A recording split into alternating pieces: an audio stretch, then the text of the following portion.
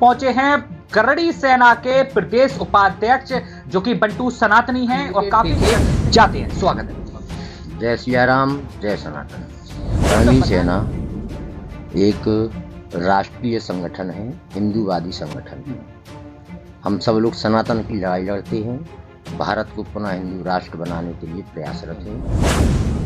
राम राज की ओर मेरा भारत अग्रसर होगा। भव्य मंदिर निर्माण का उद्घाटन 22 जनवरी को होने जा रहा है। अब लेकिन जिस अंदाज में कहता हूँ वो देर ही भाजपा है। भाजपा ने हमारे अंदर जो सोए हुए हिंदुत्व को जगाया है, जो प्रबलता लाई है, उसका मैं भाजपा का ऋणी हूँ। मैं एक स्वयं से मूल बात है धर्म। धर्मो रक्षति रक्षता। जब हम धर्म की रक्षा करते हैं, धर्म हमारी रक्षा करता है। आने वाले समय में भाजपा ने धर्म की रक्षा की। जो भाजपा ने कहा, जो माननीय प्रधानमंत्री जी ने कहा, जो माननीय योगी आदित्यनाथ जी महाराज ने कहा, वो किया। नमस्कार, स्वागत है आपका। और इस समय आज हम पहुंचे हैं गरड़ी सेना के प्रदेश उपाध्यक्ष जो कि बंटू सनातनी हैं और काफी चर्चित व्यक्ति हैं। बात करें सनातन धर्म को लेकर तो तमाम लड़ाइयां भी वो लड़ते हुए देखे जाते हैं। बात करें सनातन को लेकर नहीं, तमाम जो मुद्दे हैं उनके लिए भी वो साथ खड़े हुए देखे जाते हैं। स्वागत है भाई। जय सिया राम, जय सनातन। थोड़ा सा बताएं आप हमें कि आप संगठन के प्रति किस तरह आप कार्य कर रहे हैं, किन किन के लिए आप लड़ाइयां लड़ते हैं। गरड़ी सेना एक राष्ट्रीय संगठन है, हिंदूवादी संगठन है। हम सब लोग सनातन की लड़ाई लड़ते हैं, भारत को पुनः हिंदू राष्ट्र बनाने के लिए प्रयासरत हैं। और ईश्वर की कृपा रही, माननीय वर्तमान प्रधानमंत्री श्री नरेंद्र मोदी जी के कार्यकाल में आने वाले 2024 तक भारत हिंदू राष्ट्र बनेगा। जी, बात करें अभी राम मंदिर को लेकर भव्य शुभारंभ होने जा रहा है, क्या कहेंगे। रामचंद्र जी की लीला है जी। 500 वर्ष तक अत्याचारियों ने, वर्तमान परिवेश में आप कहें आतंकवादियों ने, धर्म विरोधियों ने, सनातन विरोधियों ने राम के अस्तित्व को मिटाने का जो प्रयास किया, पूर्व की केंद्र सरकार के द्वारा हलफनामा दिया गया, राम काल्पनिक थी। उन्होंने स्वयं अपना केस लड़ाया, स्वयं जीता है। और आज 2024 में आप देखेंगे राम राज की ओर मेरा भारत अग्रसर होगा। भव्य मंदिर निर्माण का उद्घाटन 22 जनवरी को होने जा रहा है। समस्त जनवासियों से, आपसे, सभी लोगों से आग्रह है कि अयोध्या पहुंची और रामलला की प्रथम आरती में सम्मिलित हो। इतने लंबे समय से केस चल रहा था, निर्णय नहीं लिया गया। जैसे भाजपा की सरकार बनी, कैसे संभव हो पाए। कुछ निर्णय नहीं लिया गया, ये गलत बात है। निर्णय तो उसी समय हुआ था जब पूर्व प्रधानमंत्री श्री राजीव गांधी जी ने ताले खुलवाए थे। और उनने नहीं खुलवाए थे ताले, जिला मजिस्ट्रेट थे, उनके आदेश पर ताले खुली थी।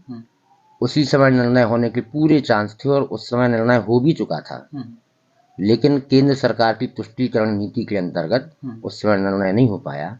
जब देश में राम राज की कल्पना की गई, भाजपा एक निमित्त मात्र है कि भाजपा ने ही ये करवाया, ये सत्य है। प्रयास भाजपा ने किया और विजय से भी मिली, साक्ष्य थी, कोर्ट के सामने साक्ष्य रखे गए, सबूत जो सामने आए उनके हिसाब से राजा राम सरकार के भव्य मंदिर का निर्माण हो रहा है, जो सत्य है, उसकी विजय हुई।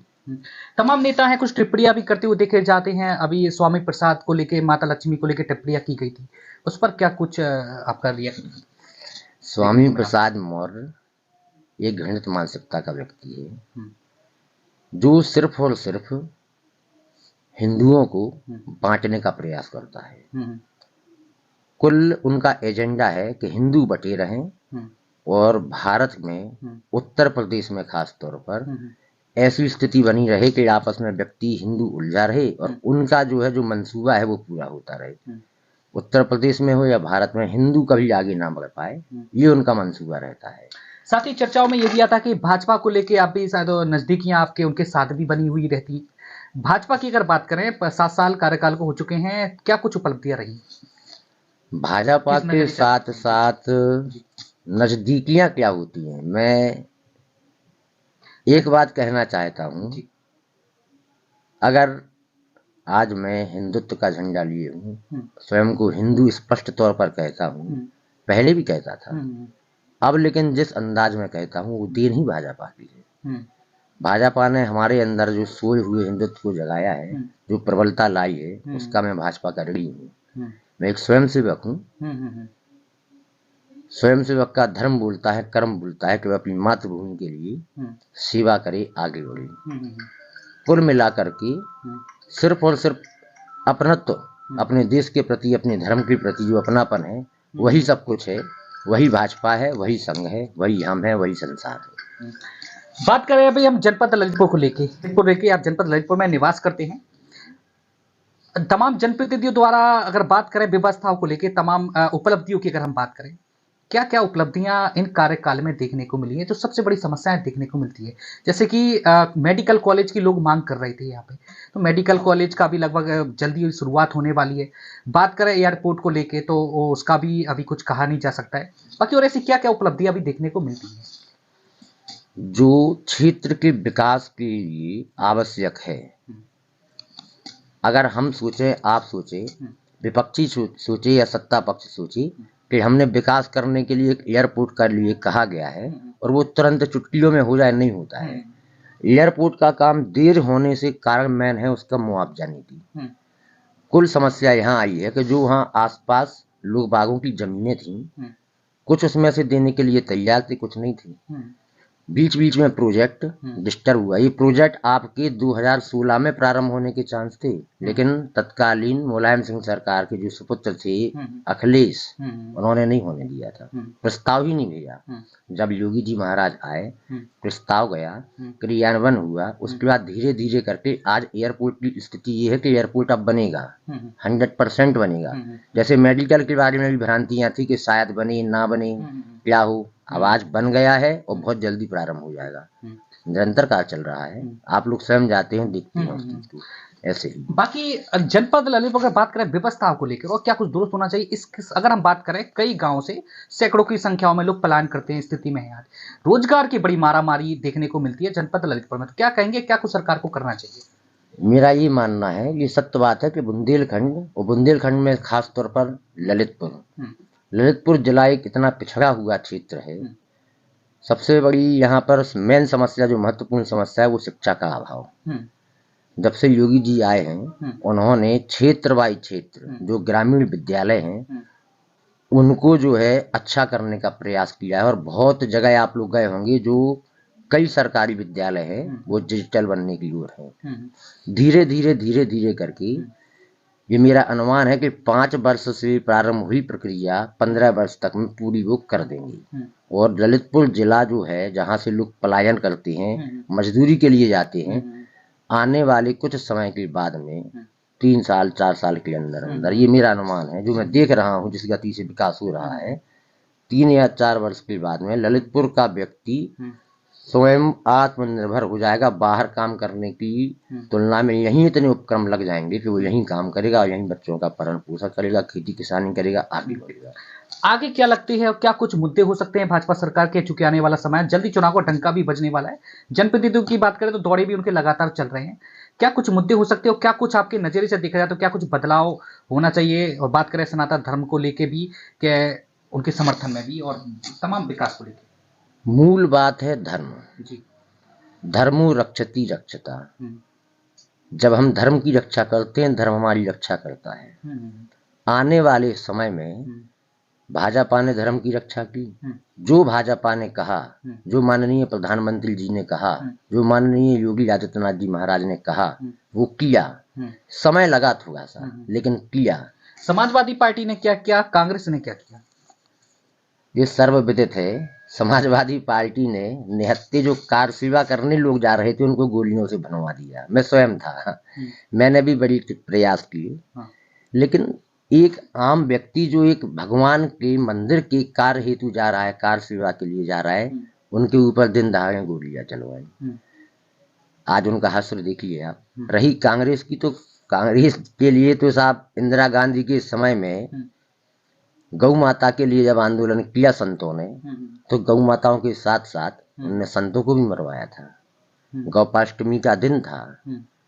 महान संत दत्तात्रेय जी ने कहा था कि गोपाष्टमी के दिन ही बड़े बड़े घृणित कार्य जो इन्होंने कांग्रेस ने की उसका दंड उन्हें गोपाष्टमी को ही मिलेगा और मिला है। आज कांग्रेस कहाँ थी कहाँ आ गई ये बताने की आवश्यकता नहीं है। व्यक्ति के कर्म व्यक्ति को खा जाते हैं और जो धर्म के विमुख जाएगा कोई भी हो, हम भी अगर धर्म के विमुख जाएंगे, भाजपा क्या कोई भी जाए उसका विनाश निश्चित है। तो विनाश कांग्रेस और सपा का इसी कारण से हुआ है और संभवतः अगर वो परिवर्तन लाए तो शायद ईश्वर उनके ऊपर कृपा करे। बात करें हम सांसद जी को लेकर, अभी लगातार दौड़ा भी उनका चल रहा है, कुछ आपको लगता है कि कुछ बदलाव होना चाहिए या मतलब सिंबल के आधार पे कोई भी वो दूसरे भी जनप्रतिनिधि आए या फिर सांसद जी अनुराग शर्मा जी को लेकर क्या कहेंगे, क्या कुछ उनकी भूमिका देखने को मिली है? मेरे अनुसार जो मेरा व्यक्तिगत अनुभव है या मैंने भी कभी माननीय सांसद जी महोदय से कोई समस्या का संज्ञान दिया हो, उनसे कहा हो कोई समस्या के लिए, तो समस्या का निवारण हुआ है। हाँ, कुछ एक ऐसी चीजें हो जाती हैं, कई बार मेरे साथ भी ऐसी घटनाएं घटी जो टोटल फर्जी थी। कई झूठे मुकदमे भी मुझ पर लगाए गए क्योंकि मैं धर्म का काम करता रहा। ये किनकी गलती मानते हैं, प्रशासनिक अधिकारी को जनप्रतिनिधि किनकी मानते हैं? मैं जनप्रतिनिधि ने प्रशासनिक अधिकारी से कहा कि आप इसकी व्यापक जांच करें।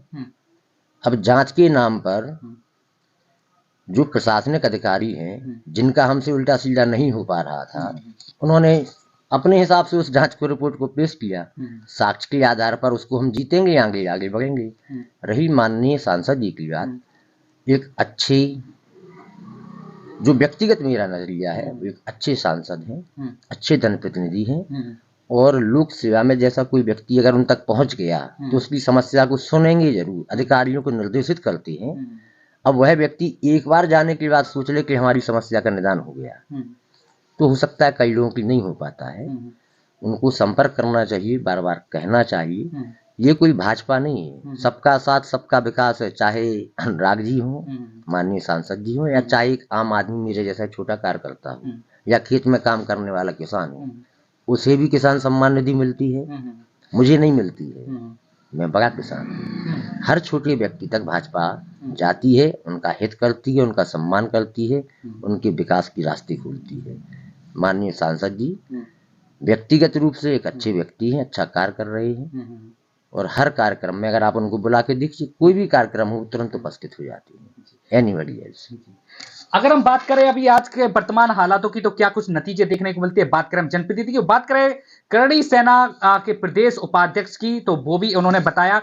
तो और भी हम ऐसे रूबरू करवाएंगे और आगे भी हम इन्हीं से रूबरू करवाएंगे और क्या कुछ और आगे क्या कुछ इनकी भूमिका देखने को मिलती है और भी तमाम सवालों पर जो हमारी चर्चा होगी। क्या कुछ उपलब्धियां भाजपा सरकार की भी देखने को मिलती है? बात करें धर्म को लेकर तो क्या कुछ वो भी देखने को मिलता है? क्या कुछ जो लोग हैं लगातार जो टिप्पणियां करते हैं उन पर भी थोड़ा सा हम चर्चा करेंगे और आगे भी हम ऐसी मुलाकात हम करवाएंगे, क्या कुछ कहा जाता है। तो बने रहिए हमारे साथ, और भी बीचों बीच हम लेके चलेंगे ऐसे ही लोगों से, जिम्मेदार लोगों से हम मुलाकात करवाने की कोशिश करेंगे, प्रयास करेंगे, क्या कुछ हकीकत और भी देखने के लिए मिलती है। तब तक बने रहिए हमारे साथ। फिलहाल के लिए दीजिए इजाजत, नमस्कार।